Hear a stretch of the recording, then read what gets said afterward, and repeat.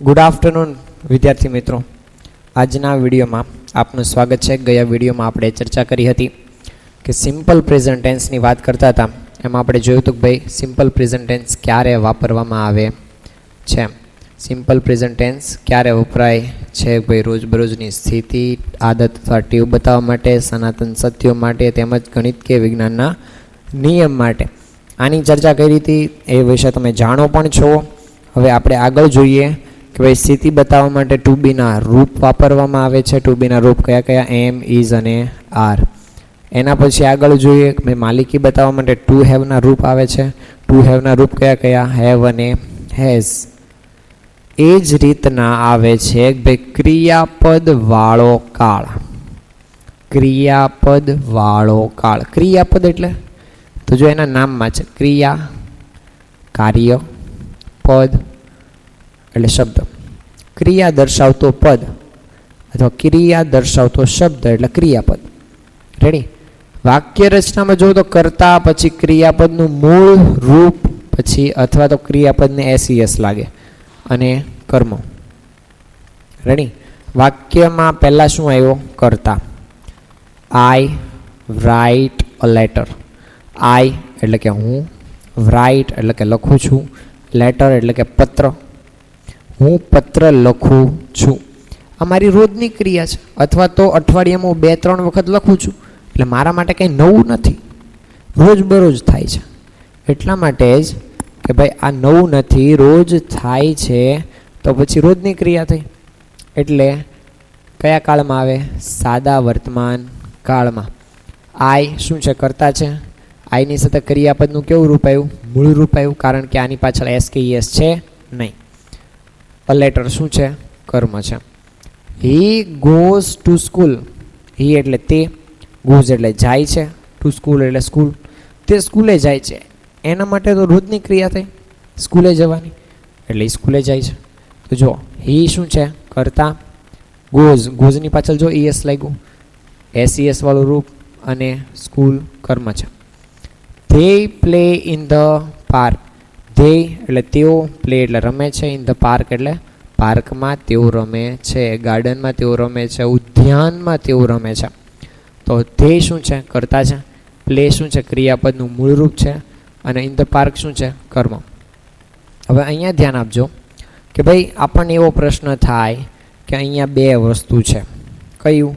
તો કે એક જગ્યાએ ક્રિયાપદનું મૂળ રૂપ છે અને એક જગ્યાએ એસ અથવા ઈએસ છે। તો ક્યારે મૂળ રૂપ આવે, ક્યારે એસ ઈએસ આવે, કેમ ખબર પડે ભાઈ? તો જુઓ, અહીંયા આઈ હતો તો ક્રિયાપદનું મૂળ રૂપ આવ્યું, હી આવ્યો તો એસ ઈએસ આવ્યું, ધ્યેય આવ્યું તો ક્રિયાપદનું મૂળ રૂપ આવ્યું। તો જો એના માટે આ બોક્સ બનાવ્યું છે આપણે।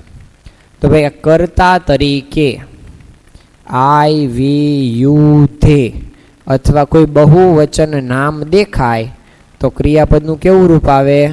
મૂળ રૂપ। કર્તા તરીકે આઈ, વી, યુ, ધે અથવા તો બહુવચન નામ દેખાય ક્યાં? તો કે વાક્યની શરૂઆતમાં આવું કંઈ દેખાય તો ક્રિયાપદનું કેવું રૂપ આવે? મૂળ રૂપ।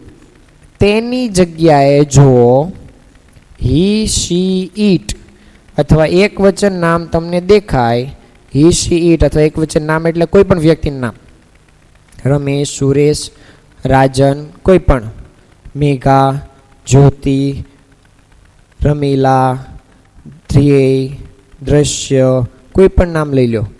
આમાંનું એક પણ નામ, આ હી, શી, ઈટ અથવા તો કોઈ પણ વ્યક્તિનું એક નામ દેખાય તો એની સાથે ક્રિયાપદને શું લાગે? એસ અથવા તો ઈએસ વાળું રૂપ। પણ જો તમને વાક્યમાં આઈ, વી, યુ, ધે અથવા તો કોઈ બહુવચન નામ આપ્યું હોય, જેમ કે students, boys, girls, tigers, Lions, કોઈ પણ નામ આપ્યું હોય, રેડી, બહુવચન નામ હોય, તો એની સાથે ક્રિયાપદનું કેવું રૂપ આવે? મૂળ રૂપ। તો આપણને જો એક પ્રશ્ન ઊભો થાય કે ભાઈ મૂળ રૂપ તો ઠીક છે ભાઈ, મૂળ રૂપ મૂકી દેવાનું, તો ક્યારે એસ લાગે ને ક્યારે ઈએસ લાગે? તો ચાલો એના નિયમ જોઈએ। પહેલું, ભાઈ ક્રિયાપદને એસ પ્રત્યય લાગે, ફિક્સ છે। ક્યારે લાગે તમને ખબર છે ને? ક્યારે લાગે? હી, શી, ઈટ અને એક વચન નામ હોય તો એસ ઈએસ લાગે। એમાં એસ તો લાગે જ છે। આ ઈએસમાં એસ તો છે જ ને, એટલે એસ પ્રત્યય લાગે. જેમ કે પ્લે, તો એનું શું થઈ ગયું? પ્લેસ. એ જ રીતના બીજું, ક્રિયાપદને અંતે એટલે કે પૂંછડીએ CH, SH, O કે X હોય તો એને શું લાગે? શું લાગે? ES લાગે. શું લાગે? ES લાગે. ચાલો જુઓ, ગો તો શું થયું? ગોઝ, ES લાગ્યો. ટીચ, CH આવ્યો તો શું થયું? ટીચીસ. રેડી? કેચ તો શું થયું? કેચીસ. આવ્યું ને? આમ ES લાગે. જુઓ, અહીંયા ES, અહીંયા ES, અહીંયા ES. ક્યારે ES લાગે? જ્યારે આવા ક્રિયાપદને અંતે છેલ્લો શબ્દ CH, SH, O કે X હોય તો શું લાગે? ES લાગે. હવે એના પછી એક પાછો નિયમ જુઓ છે. રેડી? આપણે એક પાછો નિયમ જોઈએ એના પછી, આવો જ નિયમ, પણ એ વાય ઉપરનો છે. જુઓ, ક્રિયાપદની અંતે વ્યંજન પ્લસ વાય હોય તો આ વાય ને દૂર કરી IES લાગે. ધ્યાનથી જોજો અહીંયા, CRY, આ છેલ્લે વાય દેખાય છે, એની આગળ શું છે? R. R શું છે? વ્યંજન. તો વ્યંજન પ્લસ વાય થયું. તો વ્યંજન પ્લસ વાય હોય તો વાયને શું કરવાનું? કાઢી નાખવાનું, દૂર કરી દેવાનું. CR દૂર કરી દીધો, એની જગ્યાએ શું લગાડવાનું? IES. શું લગાડ્યું આપણે? IES. શું લગાવ્યું? IES. જેમ કે હજી એક લઈએ, TRY તો શું થઈ ગયું? TRIES થયું ને? રેડી? સમજ પડે છે? હા. એ જ રીતના આગળ ભાઈ, ચાલો વાયની વાત થઈ આપણે. વાયની વાત થઈ. શું હતું? વ્યંજન પ્લસ વાય. હવે વ્યંજનની જગ્યાએ જો સ્વર હોય તો, માનો ક્રિયાપદની અંતે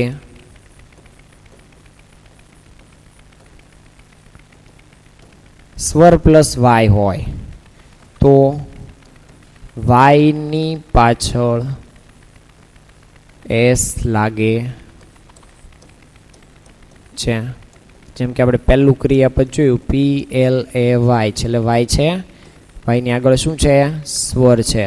આ સ્વર છે, સ્વર પ્લસ વાય થયું. તો આપણે કાંઈ નહીં કરવાનું, વ્યંજન હોય તો જ બદલો, સ્વર હોય તો બદલવાની જરૂર નથી.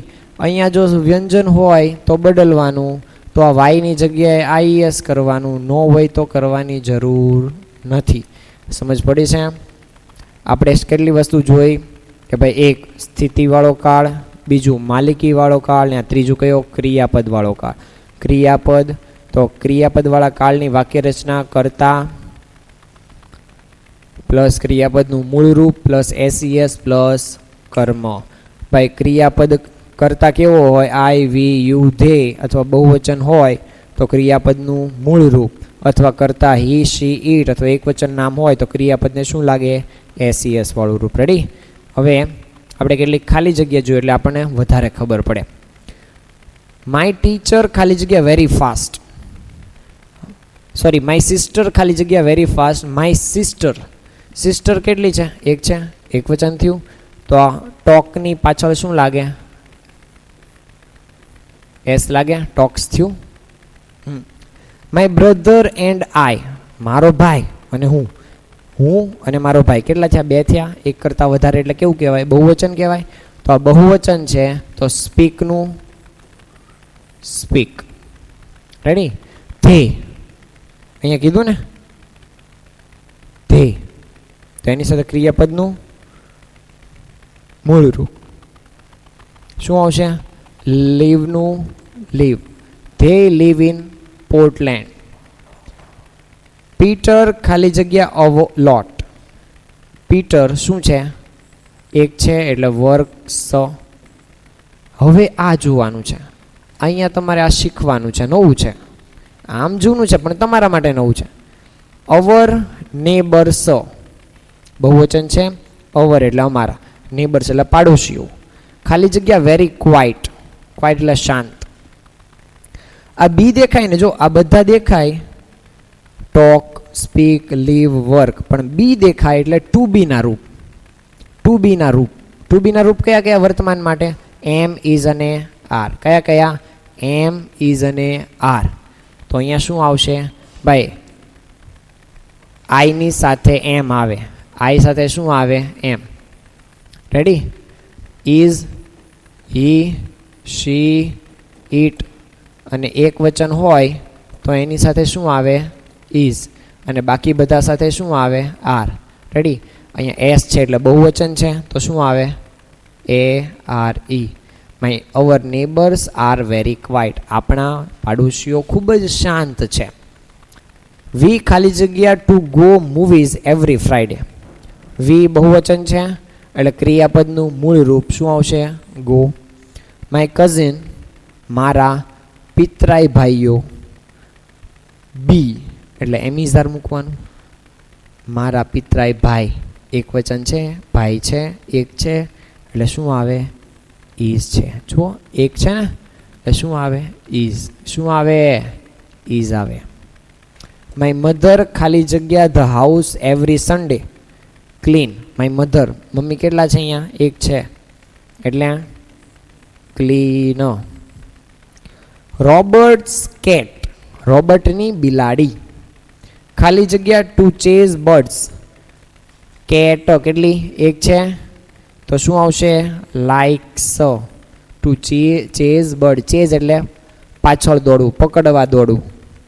હી ખાલી જગ્યા lot of people. He ready? He એટલે ક્રિયાપદને શું લાગે? એસ લાગે. શું લાગે? તો નો ની પાછળ શું લાગે? એસ લાગે ને? નોઝ. રેડી? આ છે સાદો વર્તમાન કાળ. તમે ધીમે ધીમે પ્રેક્ટિસ કરતા રહ્યો, નિયમો યાદ રાખતા રહ્યો, આવી ખાલી જગ્યા પૂરતા રહ્યો એટલે તમને સાદો વર્તમાન કાળ યાદ રહે, તમને વધારે વધારે સમજાતો રહે અને તમને ખાસમ ખાસ યાદ રહે. આજના માટે આટલું જ. હવે પછી આગળના કાળ ધીમે ધીમે આપણે ભણતા રહીશું. તે માટે વિડીયો જોતા રહેજો અને ધ્યાન આપતા રહેજો. અને આ વિડીયો ફરી વખત જોઈને જાતે આ ખાલી જગ્યા પૂરવાની કોશિશ કરજો. અને બીજા કોઈ ગ્રામર ટોપિક્સમાં હોય ખાલી જગ્યા સાદા વર્તમાન કાળની તો એ ખાસ કરીને લખીને પૂરતા રહેજો. Thank you very much.